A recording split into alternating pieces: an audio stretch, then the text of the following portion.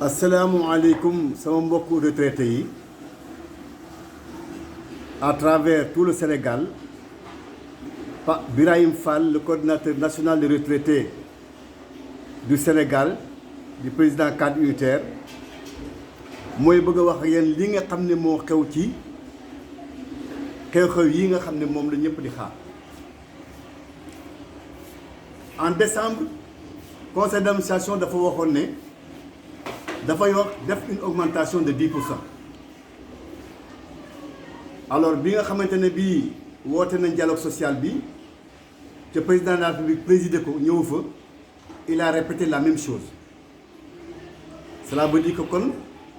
10% yooyu nga xam ne moom la ñu waxoon ba léegi moom la ñëpp di xaar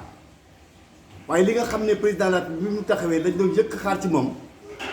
au lieu que moom mu d'accord ci 10% yi mu wax rek mais war na ci yokk au moins 20 à 30%, voire même 40%. Pourquoi? Parce que ay mag lañu mag ñi nag ku ne xam na ne tey mooy ñoo yore kër yi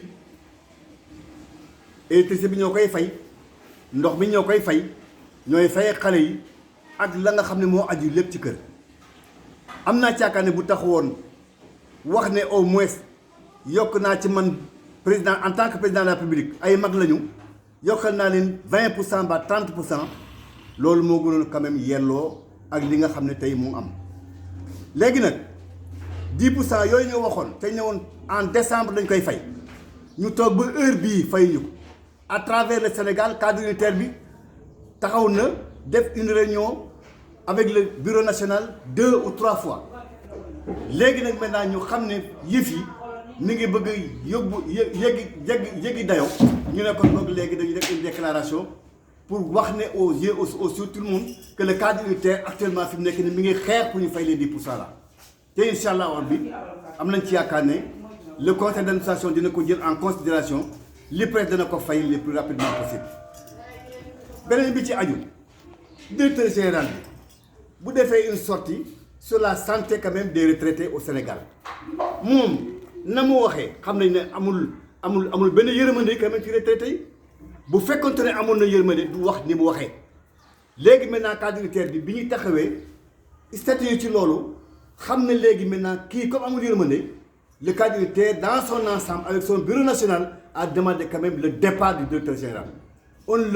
bëggatuñu ko parce que nekk na koo xamante ne kii tey mi ngi nekk à la tête de l'institution mais amul benn yërmande sur les retraités du Sénégal ci ñu ay magam lañu ay baayam lañu ay maamam lañu waaw. léegi li nga xamante ne bii moo am paiement bi nga xam ne moom la ñuy def toujours ñun cadre unitaire bi dañoo taxoon ne au moins bu ñuy fay bu mu dépasser le 5 du 1er au 5 mën nañ ci fay mais di dem ba le 15 ba le 20 ba le 30 mais kooku yaakaar naa ne war nañ ci waxtaan ñoom ou bien buñ ci trouver solution mais nañ ñu woo ñu waxtaan ak ñoom. moi je crois que dinañ trouver une solution quand même adéquate à ça nga xamante ne bii ñëpp daañu ci gis seen bopp. retard yi nga xam ne moo am nga xamante ne bii lors de la dernière conférence bi nga xam ne defoon nañ ko fii cadre unitaire bi def na il faut revenir à l'ancien système moom la ñuy def fi mu nekk nii indi kees yi les kiosques là partout dans le Sénégal jaarale ko au moins ñi nga xam ne toog nañu ay 2 à 3 mois fayeekuñu mais loolu ñaaw na. loolu yëpp c'est une mauvaise gestion te ki nga xam ne moom moo ko jiite mooy le directeur général de l'IPRES. il a échoué sa mission na nangu loolu et na quitter le plus rapidement possible sur la demande quand même du cadre unitaire national des retraités du Sénégal. lii laa amul li ma leen di wax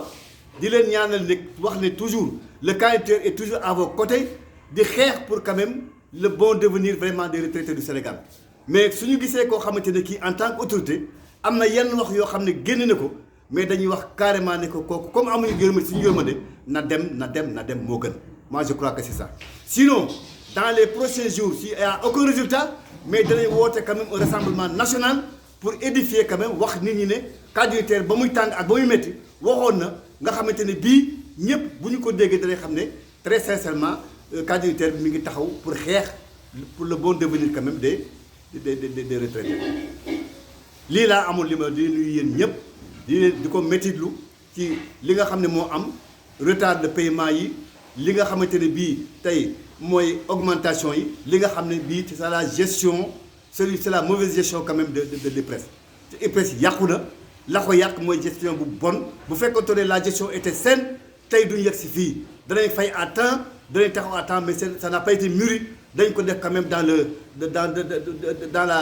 la plus grande précipitation nga xamante ni bii amul benn résultat jusqu'à nos jours. Nous demandons maintenant aux autorités de l'IPRES ñu jël ça à bras le corps pour mën a rectifier quand même tout ce qui s'est passé comme forfaiture. Je vous remercie de votre aimable attention. Merci.